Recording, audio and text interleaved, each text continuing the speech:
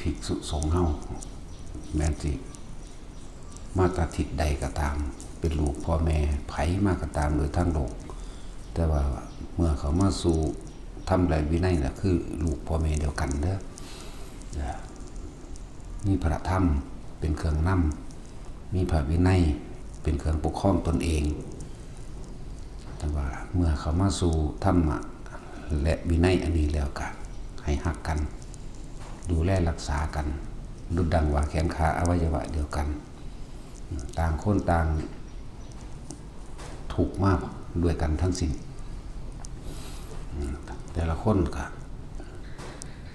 ดิ้นรนแสวงหาทางออกจากทุกข์เหมือนกันจังว่าให้เอื้อเฟื้อพระวินัยซึ่งกันและกัน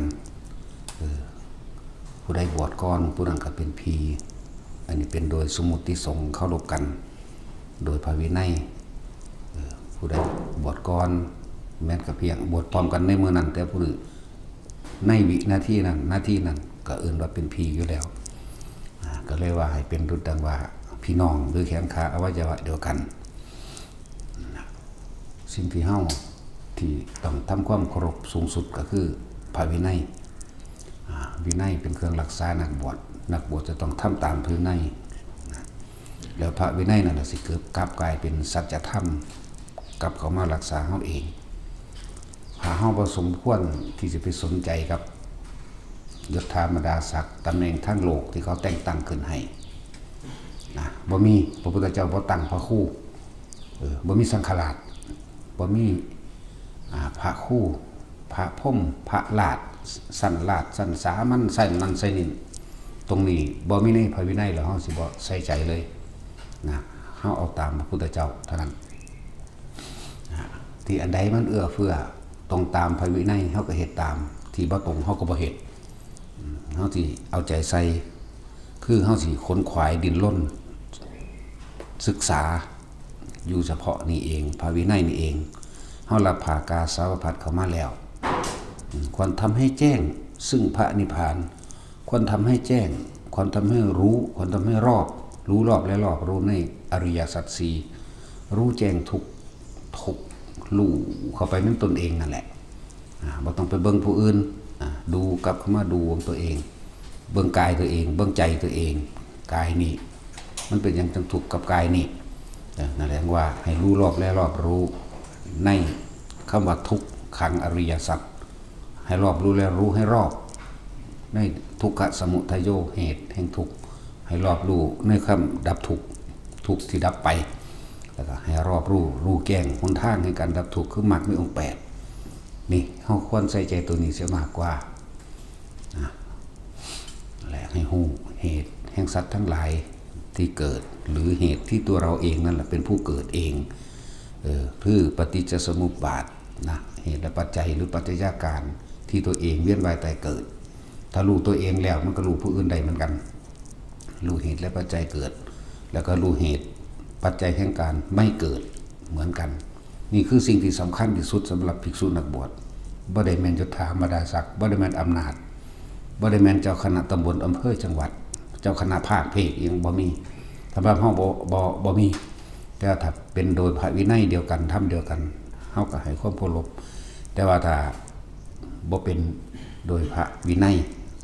บ่มีสัจธรรมแล้วก็บ่มีความจริงใจปกป้องเอื้อเฟื้อรักษากันเฮาบ่เคารพนะพอเฮาบวชกับพระพุทธเจ้าคือพระธรรมพุทธเจ้าคือพระวินัยอริยสงฆ์สาวกเดินตามทางมาต่างหากบ่มีพระครูบ่มีพระราชบ่มีใดทั้งสิ้นจังว่าเฮาใส่ใจตัวนี้ให้มั่นใจคำว่าสัจธรรมให้มั่นใจสัจธรรมแล้วก็ให้มีความบริสุทธิ์ใจเป็นสัจญาธิฐานของตนเองแต่ละคนเฮาบวชเข้ามานี่เฮาหวังทำให้แจ้งซึ่งพระนิพพานคือการดับทุกข์นี่เองตัวอื่นๆเฮาบ่เป็นไปโดยวินัยเฮาบ่สนใจบ่แม่นภาระที่เฮาจะต้องไปรับบ่แม่นสิ่งที่เฮาไปใส่ใจเสียเลยนะสิ่งที่เฮาใส่ใจนี่ปริยัติเรียนรู้ในพระไตรปิฎกนี่ละพระไตรปิฎกเฮาก็มีอยู่2ฉบับ3ฉบับพุ่นเรียนรู้อริยวินัย หนังสืออริยวินัยเขาก็มีอยู่เรียนรู้หนทางแห่งการดับทุกข์ในวิสุทธิมรรคหนทางแห่งความบริสุทธิ์ก็มีอยู่แต่เขาก็ศึกษาแนวทางมันไว้แต่เขาใส่ใจขนขวายขนขวาอยู่ในกายเจ้าของเองอยู่ในใจเจ้าของเองมันจะไปใส่เขาบอกไปใส่ใจเรื่องอื่นๆดอกนะจังว่าเขาบอกไปทางใดอยู่มังเก่านี่แหละนิมนต์นั่นนิมนต์นี่เขาก็บอกไปนั่นแหละแต่ว่าเขาใส่ใจตัวนี้เหมือนมีความปริยัติแล้วพอเป็นแนวเป็นทางแล้วหรือการท่องบนสัจยายทรงจำคำสอนต่างๆเมื่อนี้เขาไม่ได้สวดเพื่อขังเขาไม่ได้สวดเพื่อป้องกันอันนั้นอันนี้แต่เขาสวดเพื่อรักษาพระธรรมคำสอนของพระพุทธเจ้าที่เขาสวดเขาสัตยายกันอยู่เสมอก็ดี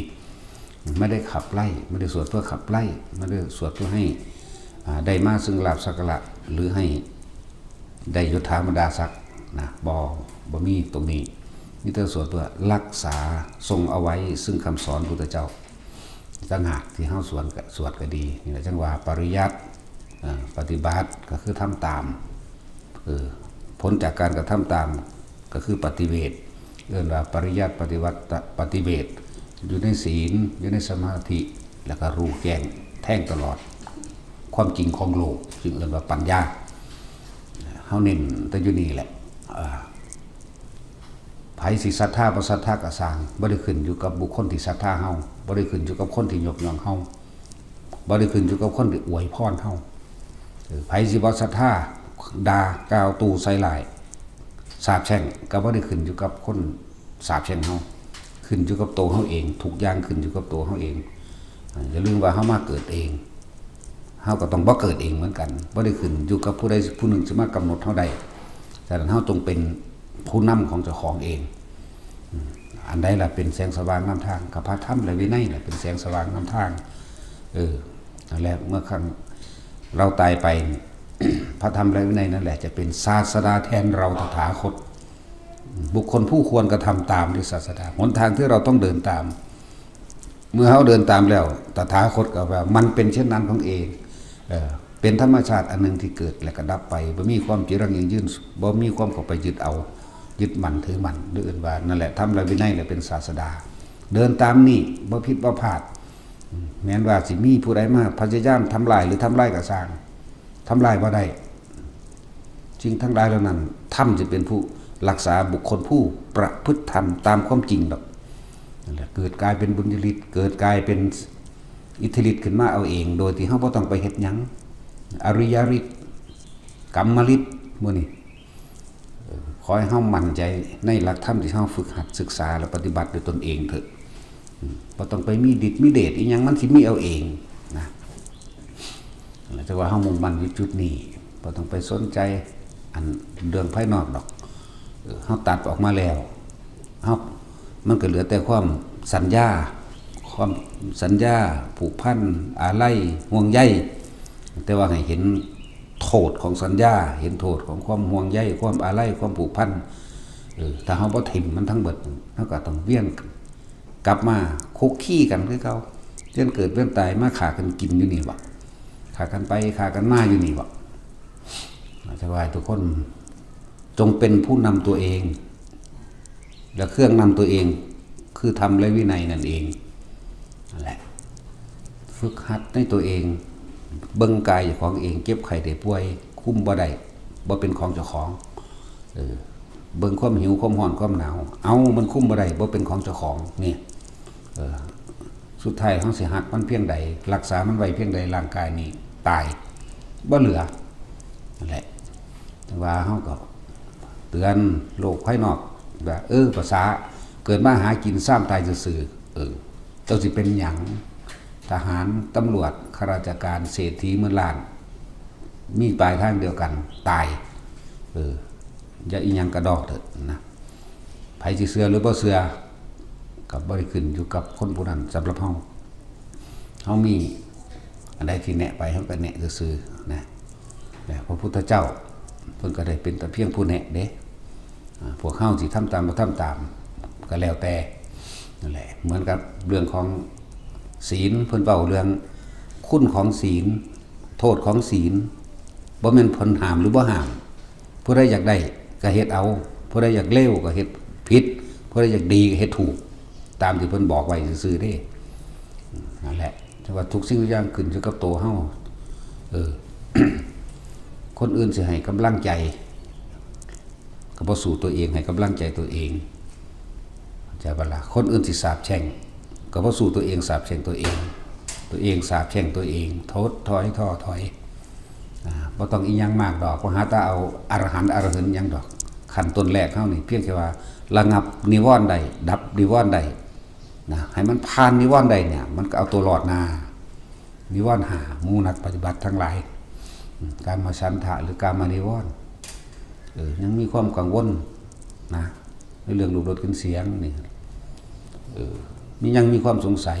วิจิกิจฉาในเรื่องเล่าต่างๆยังมีอุทธัจจะกุกุจจะท้อถอยเศร้าอ่อนแอท้อแท้นี่บ่แม่นแต่เหงาซึมซึนั่นแหละยังมีปฏิฆะบ่พอใจเรื่องนั้นเรื่องนี้แม้กระทั่งผลแห่งการปฏิบัติตัวเองมื้อนี้ถ้าเฮาบ่นำเข้ามาคิดก็บ่มีหยังที่ทำลายเฮาได้เพียงแต่อยู่กับลมหายใจลมหายใจนี่กับอาการปิตินี่เนี่ยเพียงแค่ปฐมฌานนี่ละอกุศลได้หายสิ้นไปแล้ววิตกวิจารปิติสุขเอกคตาอกุศลดับลงไปแล้วนี่ก็แค่ปฐมฌานนี่ก็เอาตัวรอดได้แหละเดี๋ยวมันสิขยับขึ้นไปเองดอกนอกนั้นวิตกวิจารปิติสุขเอกคตานี่เป็นแค่หลักสูตรแต่ความจริงเด้เย็นเขาสิใส่คำบริกรรมควบคุมความคิดก็ได้เย็นเข้าเย็นออกนี่หายใจเข้านี่เย็นเข้านี่โพรงจมูกนี่พูดหายใจออกโทเข้าพูดออกโทเดี๋ยวความรู้สึกอันหนึ่งอันเป็นอาการปิติกับน่วงกันมากนั่นแหละแค่นี้มันก็ละอกุศลหรือการมาวิตกหายความสงสัยคำว่าหายความสงสัยคือบ่คิดถึงเรื่องอื่นเลยนอกจากลมหายใจกับความรู้สึกในกายกายเวทนาจิตเวทนากายร่วมกันเป็นก็เป็นจิตหนึ่งทันแหละอยู่กับสิ่งนี้อันละนี่เป็นแค่คำเบานะเป็นแค่บอกแนวทางว่าละซื่อละคือบ่นำเข้ามาคิดก็คิดแต่ถึงลมหายใจกับความรู้สึกในกายเฮาแค่นี้เองเฮ็ดไปเรื่อยจนก็เกิดกลายเป็นสมาธิจิตตั้งมั่นก็บ่แม่นเรื่องยากเรื่องที่ต้องไปหาความหมายอันอื่นไกลดอกตั้งมั่นก็ตั้งมั่นอยู่ในกายคือเก่าลมหายใจกับความรู้สึกในกายนี่เองจิตตั้งมั่นก็ดีเรียกว่าสมาธิจิตตั้งมั่นตั้งตรงไหนตั้งตรงลมหายใจตั้งตรงความรู้สึกในกายเอาอาการปิติอันใดอันหนึ่งมาเป็นเครื่องอยู่อะไรเรียนจิตตั้งมั่นมีกำลังคำว่ากำลังคือกำลังสติจิตในจิตหมายถึงสติกำกับจิตนั่นแหละสติเป็น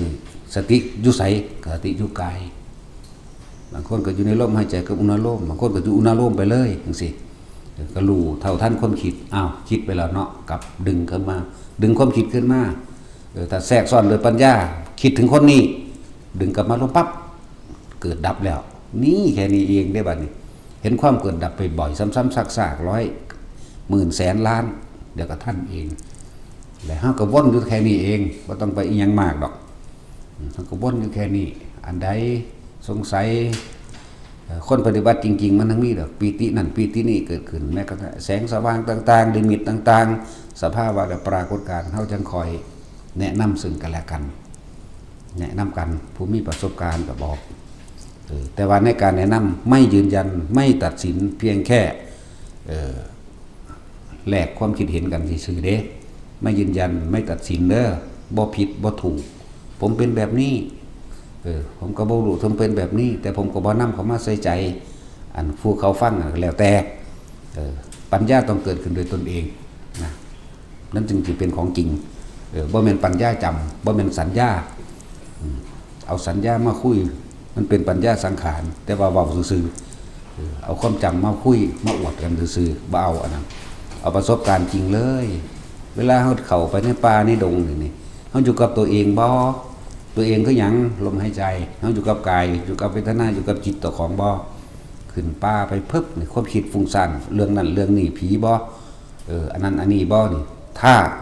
อยู่ในลมหายใจถ้าอยู่ในความรู้สึกในกายบ่มีผีบ่มีผิดบ่มีถือบ่มีผีบ่มีดีบ่มีเลวนะมันสิอยู่ในของมันเองความรู้สึกกล้าและกลัวเกิดขึ้นไม่ได้เป็นอุเบกขาทั้งนั้นแหละเฮาเฮ็ดอยู่แค่นี้เองบ่ได้ไปยากดอกทำให้มากทำให้บ่อยทำให้ชินทำให้เป็นดุจดังญาณมันก็รู้ของมันไปเลยแล้วก็ว่าญาณแปลว่ารู้ก็รู้สึกตัวนี่แหละมันรู้เรื่องอื่นดอก